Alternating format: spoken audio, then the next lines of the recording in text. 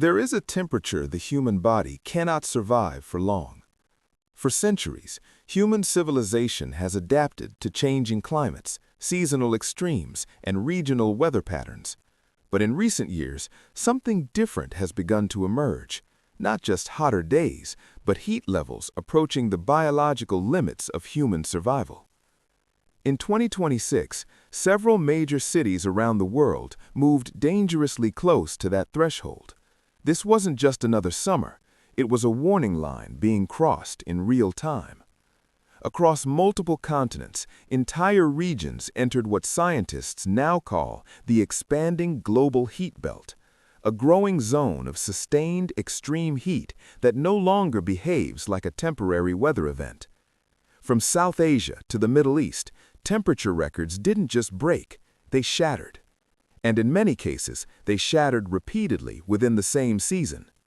Southern Europe experienced weeks where temperatures climbed above 45 degrees Celsius, with almost no relief between heat peaks. In parts of Australia, nights never cooled below 30 degrees. And that detail matters more than most people realize, because without cooler nights, the human body loses its chance to recover. Heat stress doesn't reset, it accumulates.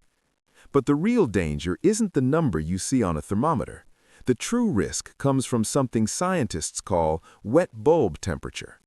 This measurement combines heat with humidity, and it reflects how effectively the human body can cool itself through sweating. When humidity is high, sweat doesn't evaporate efficiently, and without evaporation, the body cannot release heat.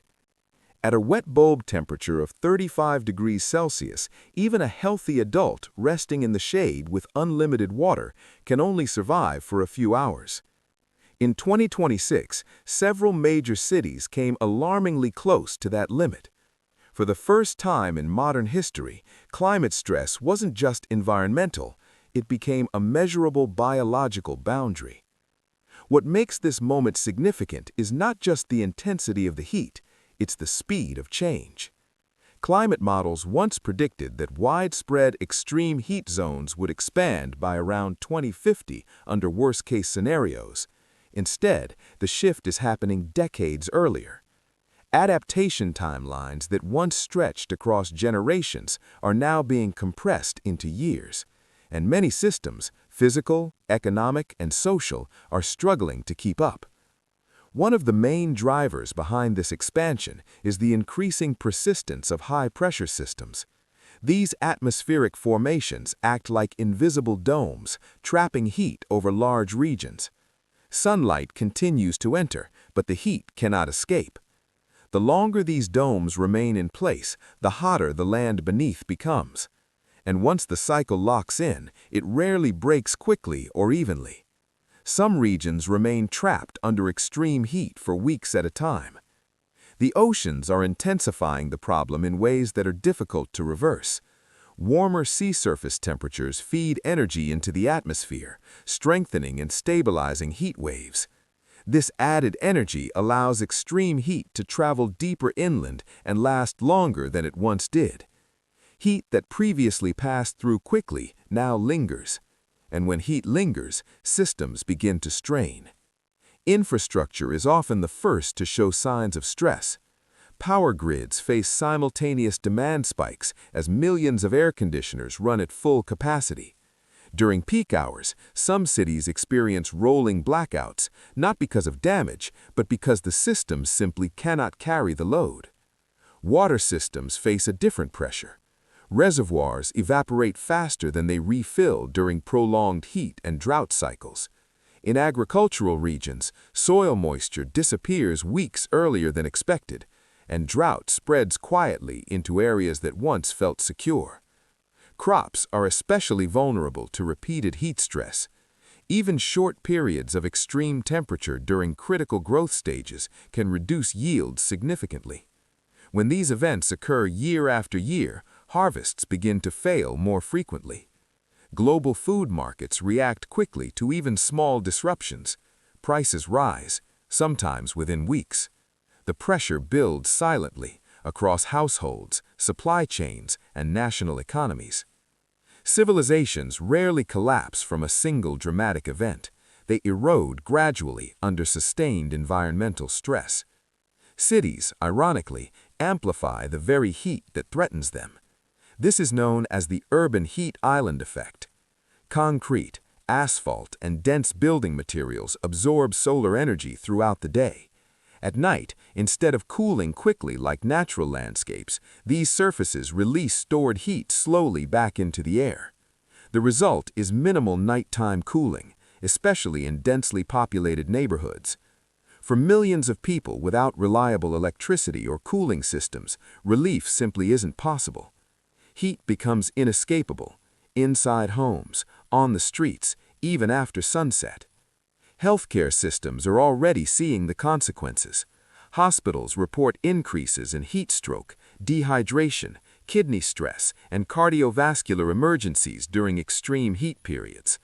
Vulnerable populations, the elderly, children, outdoor workers, and low-income communities face the highest risk. But even healthy individuals are not immune when exposure becomes prolonged.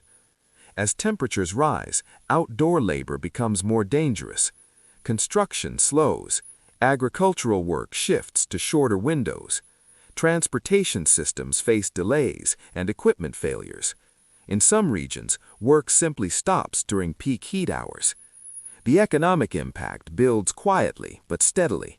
Insurance companies are among the first to respond. Risk maps are being redrawn to reflect new climate realities. Areas once considered stable are now flagged for repeated heat damage, water shortages, and infrastructure strain. As losses accumulate, some regions begin to edge toward economic unviability. And when work becomes dangerous, unreliable, or unsustainable, migration becomes a rational choice.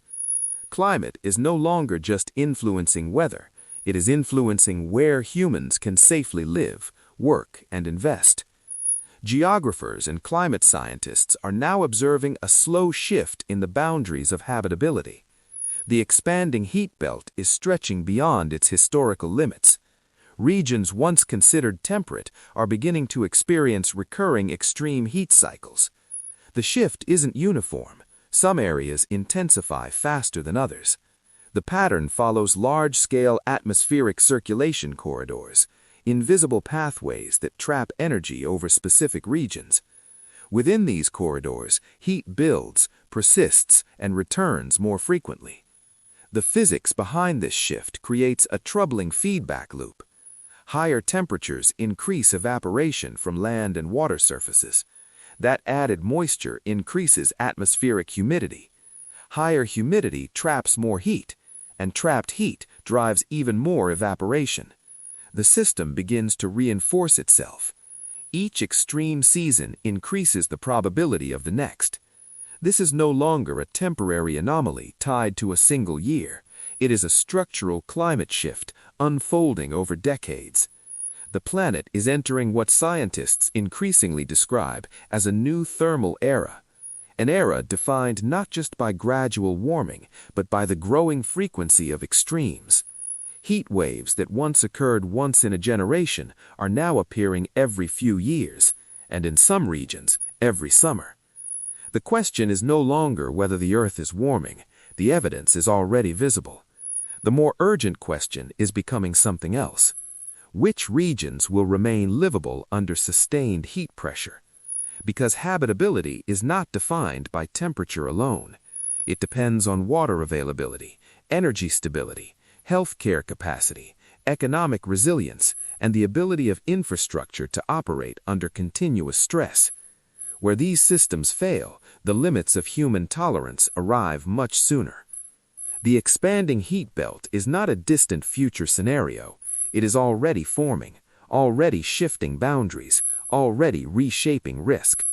And unlike storms or floods, extreme heat often arrives quietly.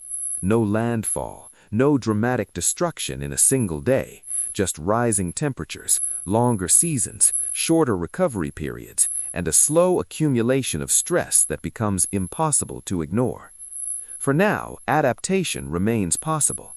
Cities are experimenting with reflective materials, expanded green spaces, and redesigned cooling systems. Agriculture is shifting